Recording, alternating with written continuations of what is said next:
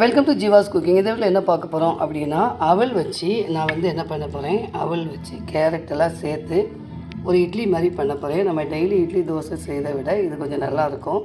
இந்த கேரட் சேர்ந்ததுனால சின்ன பிள்ளைகளுக்கு ரொம்ப நல்லது. கேரட்டு, தேங்காய் துருவல், வெங்காயம், மல்லி இலை, மிளகாய், இது மட்டும் தான் வச்சு நான் செய்ய போகிறேன். ஃபஸ்ட்டு இந்த அவலை நம்ம என்ன பண்ணணும்னா, தண்ணி விட்டு கொஞ்சம் ஊற வைக்கணும். ஊற வச்சுட்டு அதுக்கப்புறம் என்ன பண்ணலாம் அப்படிங்கிறத பார்க்கலாம். பாருங்கள், நல்லா தண்ணி விட்டு கழுவிட்டு இப்போ நான் இதை ஊற வச்சுருக்கேன். இதில் கொஞ்சமாக தண்ணி சேர்த்துருக்கேன். இந்த தண்ணியெலாம் இல்லாமல் நல்லா ஊறி வந்தவொடனே நம்ம என்ன பண்ணலாம், இதெல்லாம் சேர்த்து பிசைஞ்சிக்கிடணும்.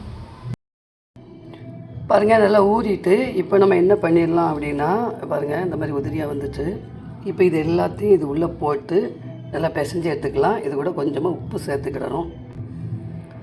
பாருங்கள், கொஞ்சமாக உப்பு சேர்த்துடலாம். உப்புக்கு அடுத்து நம்ம அந்த கேரட் துருவலை சேர்த்துடலாம். அதுக்கு அடுத்து தேங்காய் துருவலை சேர்த்துடலாம். அந்த வெங்காயத்தை சேர்த்துடலாம். இந்த பச்சை மிளகாய் சேர்த்துடலாம். அடுத்து மல்லி இலையை சேர்த்துடலாம். இப்போ எல்லாத்தையும் விட்டு நல்லா பிசைஞ்சு எடுக்க போகிறோம். பாருங்கள், நல்லா பிசைஞ்சு எடுத்தாச்சு. இப்போ நம்ம இதை உருண்டையாக உருட்டிக்கிடணும். இட்லி சேஃபுக்கு நம்ம ஊற்றிக்கலாம். இட்லி பானையில் வச்சு அவிக்கலாம்.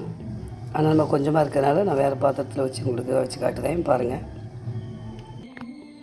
இந்த மாதிரி உருட்டி எடுத்துகிட்டு பாருங்கள், ஒரு பேன் எடுத்துகிட்டு பேனில் கொஞ்சமாக தண்ணி விட்டு இந்த மாதிரி ஒரு தட்டு போட்டுட்டு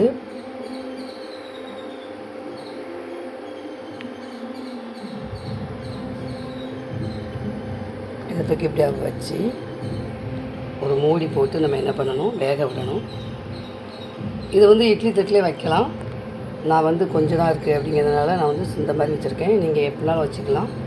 இதோட இன்னும் பெருசானாலும் ஊற்றிக்கலாம். நீங்கள் இதில் நீங்கள் இனிப்பு சேர்த்துனாலும் செய்யலாம். இனிப்பு சேர்த்தா அந்த வெங்காயம், மிளகாய் விட்டுருங்க, அந்த மல்லி இலையும் விட்டுருங்க. கேரட்டு சேர்த்துக்கலாம், ஆனால் இனிப்பு சேர்த்துக்கலாம். தேங்காய் துருவல் சேர்த்துக்கலாம். இந்த மாதிரி சேர்த்து நீங்கள் செஞ்சு பாருங்கள். சின்ன பிள்ளைகளுக்கு இது கொடுத்தா ரொம்ப நல்லது. நல்லா சாப்பிடுவாங்க. ஏன்னா இட்லி சாப்பிட்டு வெறுத்து போயிருக்கும். இந்த மாதிரி இதை வச்சு செஞ்சு கொடுத்து பாருங்கள். இப்போ நான் மூடி போட்டுருந்தேன்.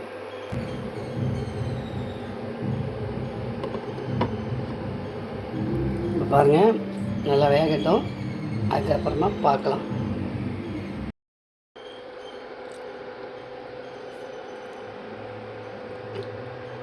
பாருங்கள், சூப்பராக வந்துட்டு இதை நம்ம அப்படியே சாப்பிட்லாம். நம்ம இந்த வீடியோ பிடிச்சிருந்தால் லைக் பண்ணுங்கள், ஷேர் பண்ணுங்கள், கமெண்ட்ஸ் பண்ணுங்கள். தேங்க்ஸ் ஃபார் வாட்சிங்.